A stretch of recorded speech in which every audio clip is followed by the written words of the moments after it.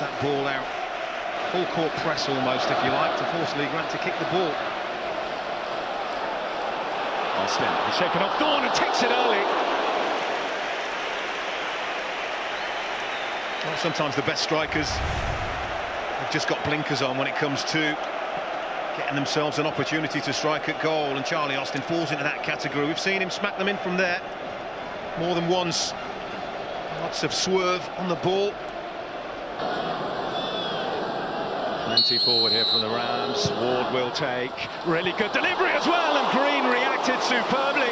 Otherwise, we would have had the opener. Well, that's the one, isn't it? That's that in-swinging free kick that if it misses everything, it might go in, and if Robert Green isn't fully concentrated, his team go a goal down there. That is wonderful goalkeeping. So many goalkeepers go for the little flick and try and anticipate, and the ball ends up in the net, and you can see what they thought.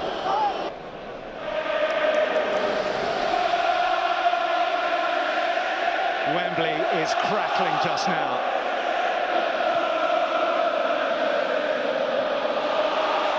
Charlie Austin. Buxton anticipated well. This is Doyle. Now Traore. Now Austin! Just wide. That's the moment. That was the moment that he's been waiting for, and you would put your house on him, wouldn't you, to hit the target? At least. Watch him, he gets floored there by Buxton, but he gets himself into an area where he can score a goal and get the shot. It's pulled back to him, and it's agonisingly close. He just doesn't get the kind of crisp contact or the direction that he's looking for, and that is the biggest chance of this playoff final so far. There was enough time before the end of the season to get him back fit and firing again. In the space of as many minutes, he had 2 chances, which is more than he'd had previously. Oh, chance here for Russell, in behind, brought down. Now that may well be big trouble here for Gary O'Neill. It's outside the box, so no question of a penalty. But did Lee Mason see him as the last man? No. I think there was some cover, you know, and I think that's why Gary O'Neill, who's walking over there, I think that's why Lee Mason hasn't given a straight red immediately, because there is a little bit of cover within the vicinity. There's no doubt about that the trigger was about to be pulled, but does that make it a clear and obvious goal-scoring opportunity? We're about to find out.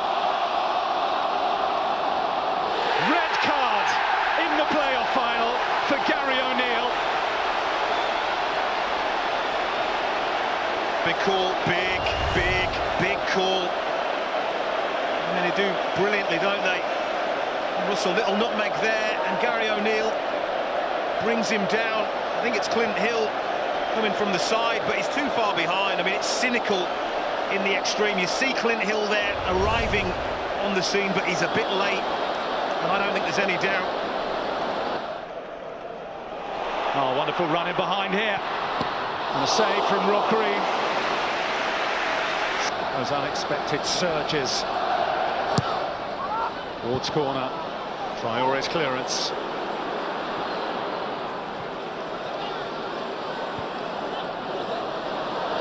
Bryson there ahead of Barton. Martin! Well, it's a corner. I can only presume that Rob Green has saved this. It was flying. Disciplined enough to keep Queen's Park Rangers out the other end. Forsyth. Bryson looks for the return, gets it. Barton couldn't stop him. Dawkins! Another save from Green, it's Ward! I think that's come off Chris Martin and gone behind. To keep their season alive, keep their dream alive of an immediate return to the Barclays Premier League. Barton has it back! Well, he didn't hit the target, but that's just how easy it would be for Derby County to switch off. Miscontrol by Bryson. Broughton takes advantage. 20 of the 90, Zamora for Queen's Park Rangers.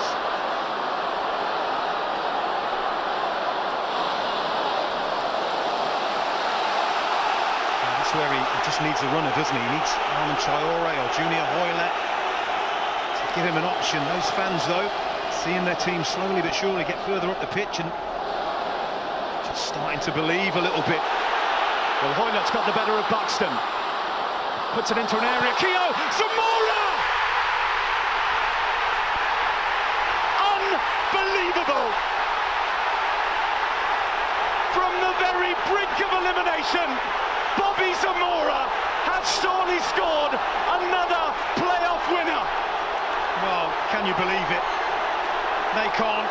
They are going to be heartbroken unless their team can find something very, very quickly. But we said Queen's Park Rangers got themselves up the pitch, and from there it's just a throw-in. Junior Hoylett battles and scraps, and he wants it, doesn't he? And he wins it, and then he just puts it into a dangerous area. And that is the heartbreaking moment from Derby County skipper Richard Keogh. Doesn't clear the ball, straight to Bobby Zamora, and that is an emphatic finish. It's a wonderful strike, first shot on target, and it's the big one. It's the one that counts.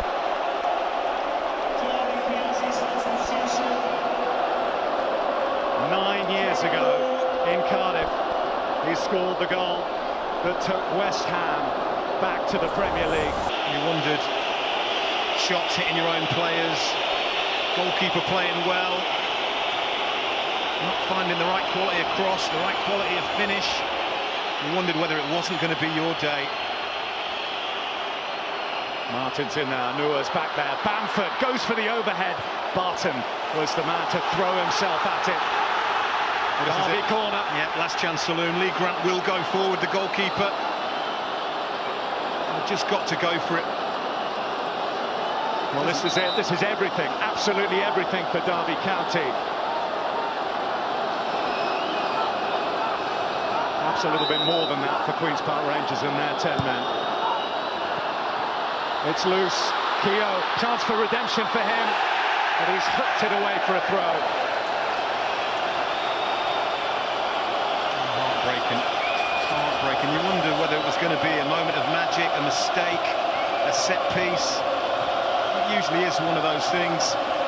These games are usually tight. This has been no exception. You're going to feel sorry for Richard Keogh and Derby County.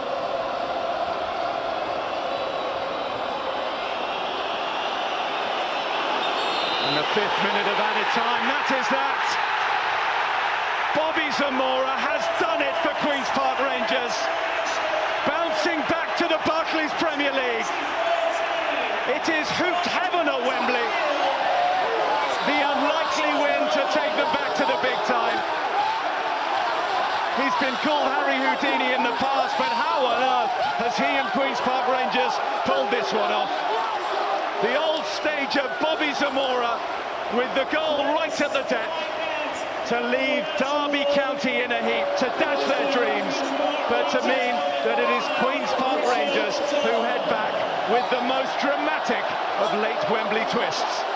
Promotion to the Premier